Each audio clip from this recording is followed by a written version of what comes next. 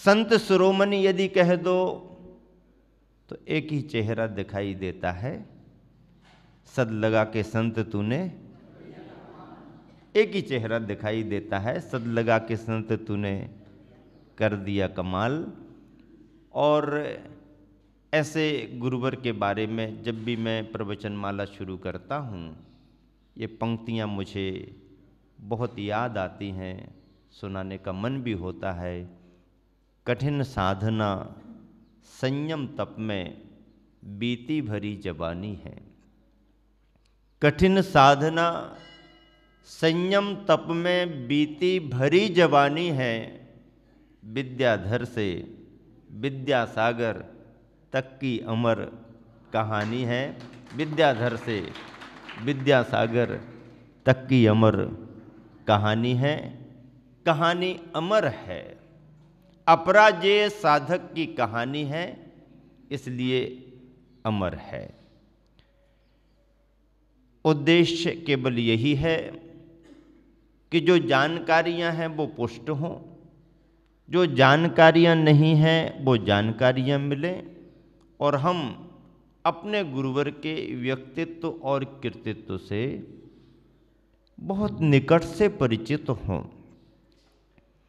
एक किसी एक व्यक्ति का व्यक्तित्व नहीं है, नाम जुड़ता है, लेकिन एक पद का व्यक्तित्व है।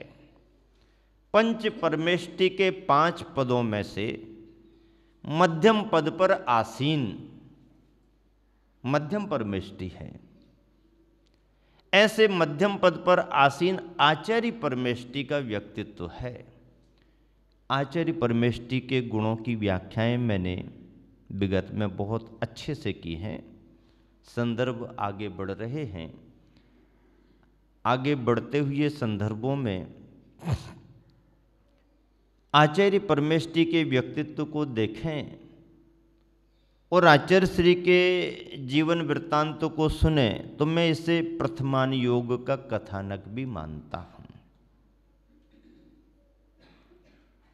प्रथमान योग का कथानक है जिसमें परमार्थ के संदर्भ जुड़े हैं। परमार्थ से जुड़ने वाले प्रारंभिक जीवन के भी संदर्भ जुड़े हैं। ऐसे परमार्थ के परमेष्टि, मध्यम परमेष्टि, आचार्य परमेष्टि की वंदना करते हुए लिखा गया है, सम्यक दर्शन मूलम ज्ञानस्कंधम चरित्र साखाढ़्यम मुनि गण वेहगा कीर्ण माचारी महाद्रुमम वंदे। आचार्य को महाद्रुम कहा है। द्रुम यानी वृक्ष, महाद्रुम महावृक्ष, कल्प वृक्ष कह सकते हैं। आचार्य को महान वृक्ष, वट वृक्ष कहा गया है।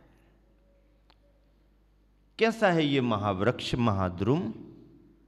वृक्ष होता है तो अपन जानते हैं जड़ें होती हैं उसकी जो दिखाई नहीं देती हैं। स्कंध तना होता है जिस पर पूरा का पूरा ऊपरी भाग टिका रहता है, और उस स्कंध में से शाखाएं निकलती हैं। शाखाओं में से उप शाखाएं निकलती हैं, टहनियाँ निकलती हैं। वहाँ पर पत्तियाँ लगती हैं, फूल लगते हैं, फल लगते हैं। पक्षी भी आकर के बैठते हैं, पथिक भी आकर के विश्राम करते हैं। गर्मी के समय में आराम करते हैं, छाया मिल जाती है। एक वृक्ष का महत्व जितना इस धरा को है, धरावासियों को है, वैसा ही महत्व मोक्ष मार्ग पर आगे बढ़ने वाले मुमुक्षुओं को, पथिकों को एक गुरु आचार्य महाराज का हुआ करता है। धरा पर वृक्ष ना हो तो धरा उजाड़ मानी जाती है। धरा को हरियाली देने वाले पेड़ पौधे होते हैं। एक वृक्ष लगता है, हजारों लोगों को जीवन देता है अपने ऑक्सीजन से। एक वृक्ष जितना जमीन से लेता है उससे 1000 गुना प्राणियों को लौटा देता है। एक वृक्ष अपने जीवन काल में जितना अपने लिए अर्जित करता है जीवन जीने के लिए, उससे 1000 गुना पर्यावरण को देता है, प्राणियों को देता है, जो जनमानस के लिए बहुत जरूरी है। वृक्ष का महत्व बहुत है। तो ऐसे वृक्ष धरा पर रहते हैं, और जब कोई बड़ा वृक्ष छायादार बनता है, फल फूल उसमें लगते हैं, फिर तो कहना ही क्या। सर्दियों के समय में भी पक्षियों के लिए, फल पाने वालों के लिए उसका महत्व है। गर्मियों में तो फल पाने वालों को महत्व है ही, लेकिन छाया पाने वालों के लिए भी और ज्यादा महत्व है। आचार्य महाराज कैसे वृक्ष हैं? सम्यक दर्शन मूलम, जड़ सम्यक दर्शन की है। किसकी जड़ है?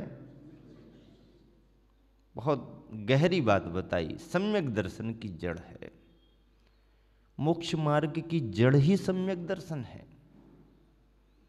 मोक्ष मार्ग में सम्यक दर्शन को खेवटिया कहा है, नाव को पार लगाने वाला कहा है। सम्यक दर्शन को मोक्ष मार्ग में खेवटिया, कर्णधार, तारनहारा, बीज कहा है। बीज है तो सब है, बीज नहीं है तो आगे का कुछ नहीं है। सम्यक दर्शन को मैं ड्राइवर कहता हूं। क्या कहता हूं? शास्त्र में नहीं लिखा, लेकिन मुझे ऐसा लगता है ड्राइवर कहना भी ठीक है। सम्यक दर्शन ड्राइवर है। कैसा ड्राइवर? गाड़ी कैसी भी क्यों ना हो, रास्ता भी कैसा भी क्यों ना हो, ड्राइवर ठीक होना चाहिए। रास्ता उबड़ खाबड़ है, गड्ढे वड्ढे भी हैं, गाड़ी पुरानी है, मॉडल पुराना है, कहीं भी रुक सकती है, बिगड़ सकती है, कोई भरोसा नहीं कहाँ तक जाएगी। ऐसी पुरानी गाड़ी, कमज़ोर गाड़ी भी क्यों ना हो, रास्ता भी उबड़ खाबड़ क्यों ना हो, लेकिन ड्राइवर यदि ठीक है तो गाड़ी को मंजिल तक पहुंचा देगा। मान लीजिए रोड हाईवे है, 4 वे है, कितनी ताकत से दौड़ाओ अपनी गाड़ी गाड़ी की स्पीड कितनी है, तुम्हारी क्षमता कितनी है, कोई दिक्कत नहीं। रोड हाईवे है, सपाट सरपट है, गाड़ी भी नया मॉडल निकला है, गारंटेड गाड़ी है, लेकिन ड्राइवर भरोसेमंद नहीं है। कौन सा ड्राइवर भरोसेमंद नहीं होता है?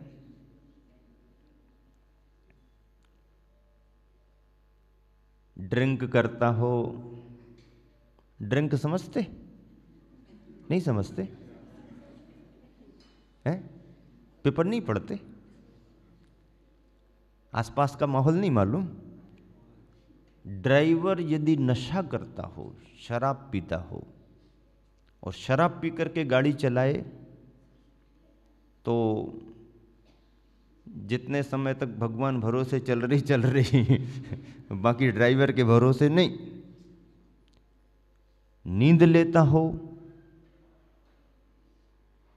नशा करता हो, नींद लेता हो,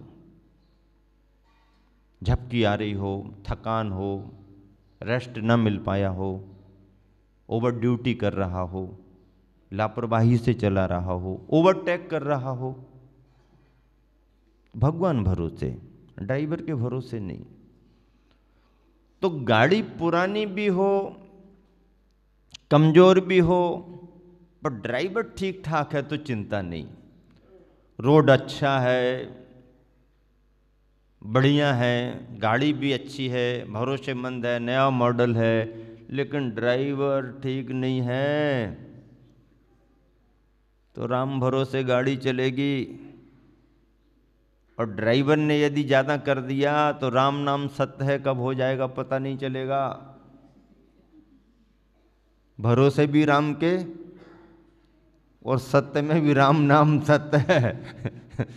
बाकी तो चलने दो। ड्राइवर सम्यक दर्शन है। हमारा ज्ञान और चारित्र थोड़ा कमजोर भी रहे, पर यदि सम्यक दर्शन का ड्राइवर ठीक है तो मुक्ति का मार्ग आगे बढ़ेगा, बढ़ेगा ही बढ़ेगा, पक्के में बढ़ेगा।